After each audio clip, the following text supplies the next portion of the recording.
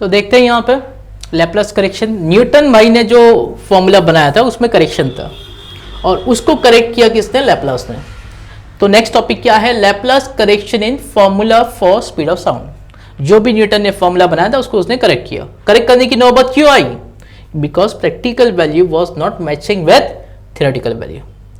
तो जहां से ये फॉर्मूला बना वहीं पे करेक्ट करना स्टार्ट कर दिया किसने? लैप्लास ने।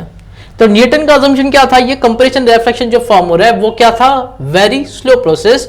तो इसको इसने करेक्ट किया, मतलब लैप्लास ने उस अजम्पशन को करेक्ट किया। उसने क्या बोला?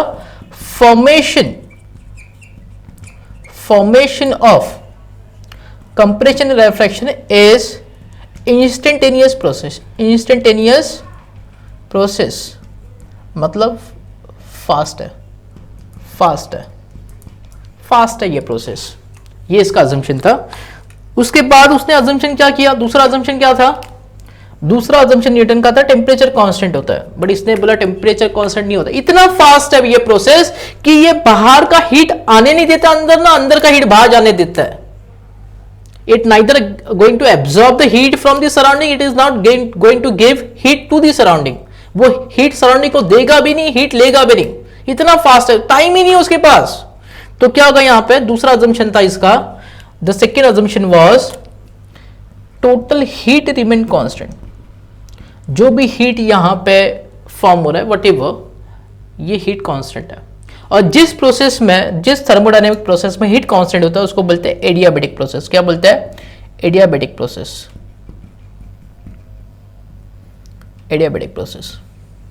तो ये जो एडियाबैटिक प्रोसेस है उसके लिए E की वैल्यू, मतलब मॉड्यूलस ऑफ इलास्टिसिटी या फिर बल्क मॉड्यूलस बोलेंगे, इसकी वैल्यू जो होती है ना वो होती है गामा टाइम्स P। आप बोलोगे सर ये गामा क्या है? Gamma is nothing but adiabatic constant. इसको क्या बोलते हैं? It is known as adiabatic constant.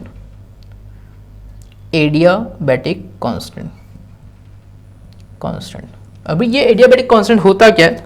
आपने 10th स्टैंडर्ड में पढ़ा होगा Cp और Cv। तो ये गामा जो होता है it is a ratio of Cp by Cv। Cp क्या होता है? Molar specific heat capacity at constant volume, sorry constant pressure. Cp लिखा तो pressure, constant pressure, molar specific capacity constant pressure. इतना ज़्यादा डिटेल में मतलब अगर नहीं पता है तो कोई इशू नहीं है, आपको कोई टेंशन लेना नहीं है।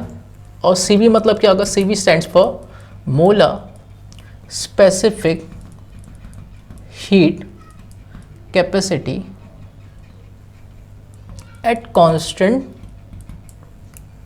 वॉल्यूम।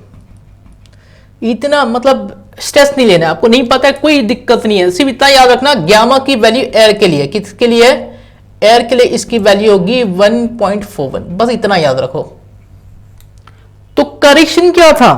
करेक्शन ये था कि जो स्पीड का वैल्यू हमने लिखा है, whatever value we have written speed of sound, उसमें करेक्शन क्या करना है? गामा P लिखना है, मतलब ये गामा इंट्रोड्यूस करना है यहाँ पे। एवरीथिंग इज सेम, सब कुछ सेम है, सब कुछ सेम है यहाँ पे। तो V का वैल्यू क्या आएगा? We will get V as 1.41 into h rho g, density of air. तो वैल्यू पुट करने के बाद क्या मिला? 1.41 into 0.76 into 13,600 into 9.8 divide by 1.293।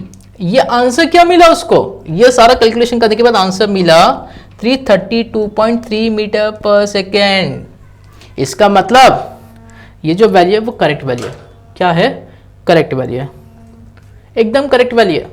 मतलब एक्सपेरिमेंटल वैल्यू और प्रैक्टिकल वैल्यू दोनों मैच हो गए, मतलब ये करेक्ट फॉर्मूला है किसका?